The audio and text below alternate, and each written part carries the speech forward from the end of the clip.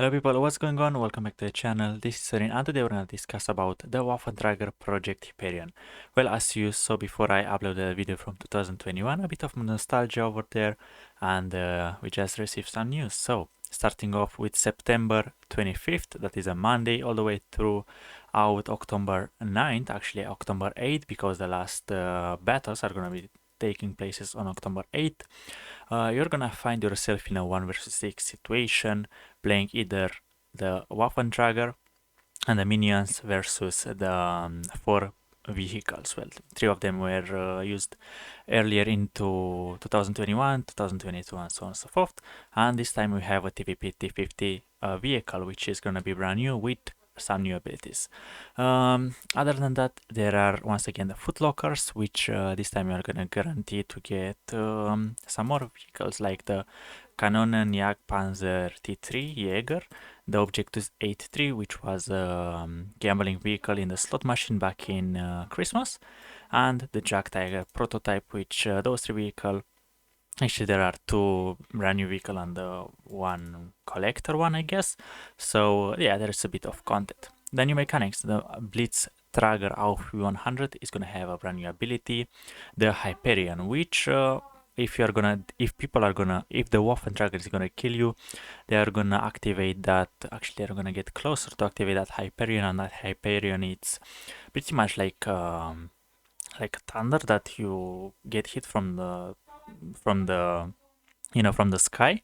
So therefore you should avoid getting killed by the Waffentrager. It's a very powerful ability in my opinion, and by what the video has to offer, but it is only time will tell. We have to be on the battlefield to see what's gonna be actually the damage. If it's gonna be like 100 damage per second, that's fine. If it's gonna be 1,000, then that's not gonna be really fine.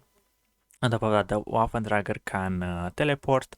You have obviously that EMP from like a 50 meters proximity or whatever it was, something like 50 meters or whatever that was. And on top of that, an EMP arrow, which obviously stuns you, even if it's not hitting you directly. So yeah, the Waffentrager is a bit powerful. On top of that, you have 6 shields. You can deactivate the shields every time you kill a minion, and you're gonna overcharge that generator, overloaded generator, and yeah, that's all about to say. The mechanic there are pretty much similar to what we had last year's. Next, the gates and the rewards. There are obviously 2 gates, the free-to-play gates and the Harrier's gates, or actually engineer gates, which are for gold. Actually, not for gold, you buy them and you receive gold for the money that you spend. And on top of that, for the Harriers. So the Harriers are the free-to-play, to say ones. They which can give you some vehicle customization, some credits, days of premium, that's actually very nice, personal reserves, and more. Engineer gates can take more valuable items such as more battles in the Waffentrager of 100. So once again, you can get another 10 battles per pop, I think, if you get lucky. So on total of 50, I guess, like last year we had 50 battles in the Waffentrager of 100 in the live server. Personally, I never played it. I never participated into last year, I think, or whatever I was doing last year. I don't really remember. But this time, as I have to move back to UK, I will be traveling by car, and that's gonna take me like 7 days. So yeah, 7 days I'll be missing out. But it is no problem. I will still have some videos pre-uploaded, some replays for you to to watch. But obviously, it's not gonna be live events, unfortunately.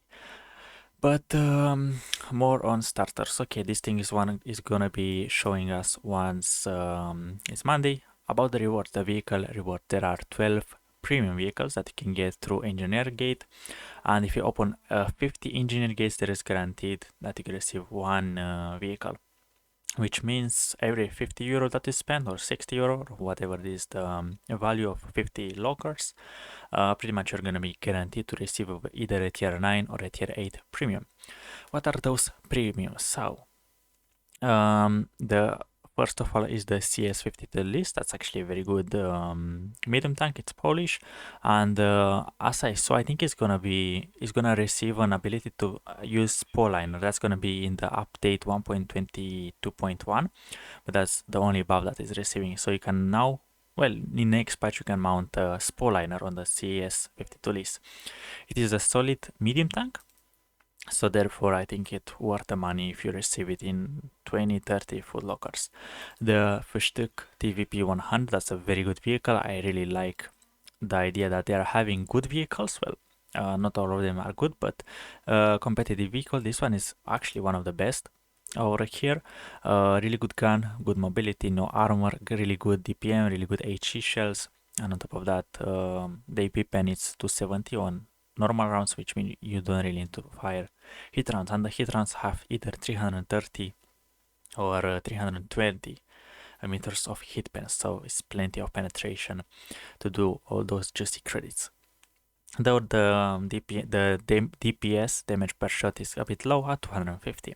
Next, the M4Y.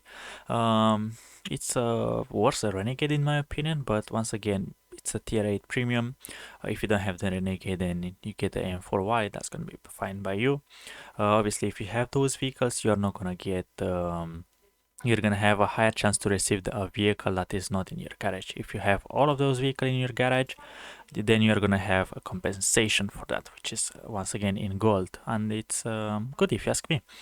But yeah, the M4Y, I think it's average, but it's still competitive vehicle. It's not the worst, it's not a shitter, but obviously I don't have it, so I cannot really complain in getting it. The Object 274A. I have this. It was a marathon exclusive vehicle.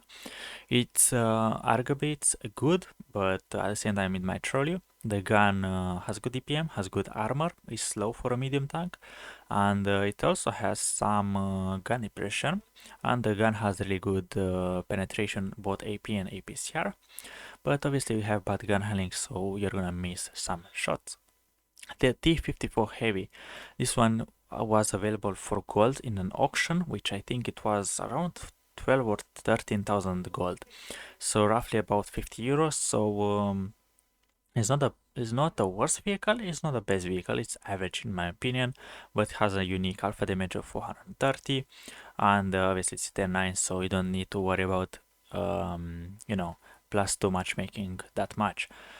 Other than that, I think it's a unique vehicle, it's a tier 9 of course, and the matchmaking, it is in your favor. Next, the first shitter that I see over here is the STRV-81. It's a non-skin Primo Victoria nor a Centurion 7-1 with a small gun, but obviously it's a tier 8, low alpha damage. It received a buff, I think, but obviously it's among the worst tank that you can get in this what is this, in this you know, in this crate. Next, the ISU 152KO. This vehicle has 750 alpha damage. It uses the BL10 gun that has really good AP pen and APCRs of 286, respectively of 329 or 326 APCR pen. Obviously, you have big model damage, you have a big gun, you can overmatch, but mostly you need to hit. You are slow, you're a big chunky tank, you have 1200 hit points, which is not the most.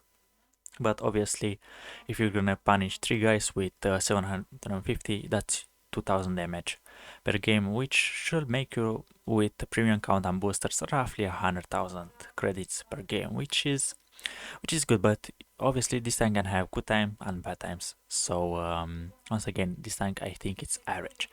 If RNG is with you, you're gonna have the best fun in all of tanks. If it's not, then you know, just sell it. Actually, guys, don't sell them. And I think they added a policy where if you sold a vehicle, you could not get it as a duplicate, which is, I actually don't know what to say about it. But before, if you had it sold, you'll receive it again, which was a bit sad. Actually, it is a good policy. But the next vehicle, you can actually get it in the bond store, which is the FE Senlak. Let's actually receive the buff, and now I think it's among a better scout. Possibly it's one of the better active or passive scouts that you can get at tier 8. The ultimate's more aggressive. The M41 GF is more of a damage dealer, and I use it mostly of a medium tank.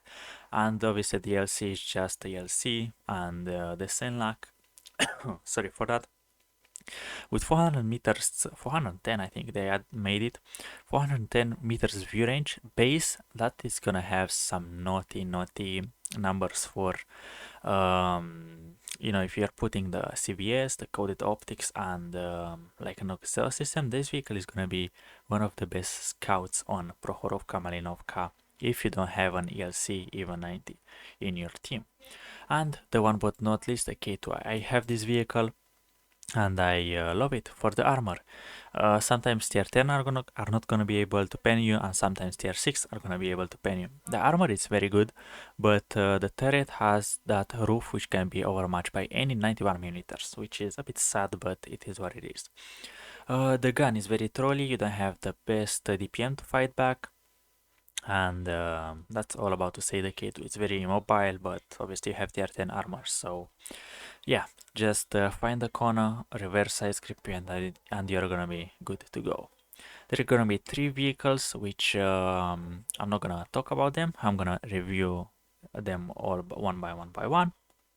But I'm gonna make probably the pop-up video, or you can check the description for those 3 vehicles. But the object to day 3, it's probably the weakest tier 8, actually tier 9 vehicle that there is in World of Tanks. The vehicle itself, I have 45 rental games of it. I never played it, but I actually started to play with it, and I can see it. The shell velocity, it's a bit bad. The armor is very good. It's very angled, and versus AP and APCR you can get some magic ricochets, and it has 300 meters of hit pen plus 360 alpha damage with decent DPM. And it's not the slowest, it's not the fastest, it's average, it's more like a heavy tank. And on top of that, you are rear turreted with I think 60 kills of gun depression. That is fine for a rear turreted tank, but I think it's double than the object for 32. But yeah, that was all about the reward vehicles. There is gonna be once again the golden Waffenträger played by the community contributors. And if you manage to defeat one of them, guess what? You'll be able to get yourself a free engineer starter prune, some of them, something I guess. But yeah, I remember you'll get 100 gold for that. So actually go 100 gold from the loot boxes. But yes, there's gonna be community contributors playing the golden E100, actually the Waffenträger E220, it is not gonna be the 110. The 110 is the basic one, which everyone can play it, and the 220 is gonna be for the community contributor. If you win, if you defeat it, you're gonna get yourself one free premium locker, which is obviously gonna give you the chance to get a vehicle or to get nothing. And yeah, once again, you're gonna have a new plot with some new commanders, which are gonna be pretty interesting because you get 4 skill crew, which is very interesting, and some more goodies that you can find on Wargaming's channel. So this was all about the event, guys. Personally, I do not really recommend to buy that many crates. The rewards are good, but obviously you have to try your luck.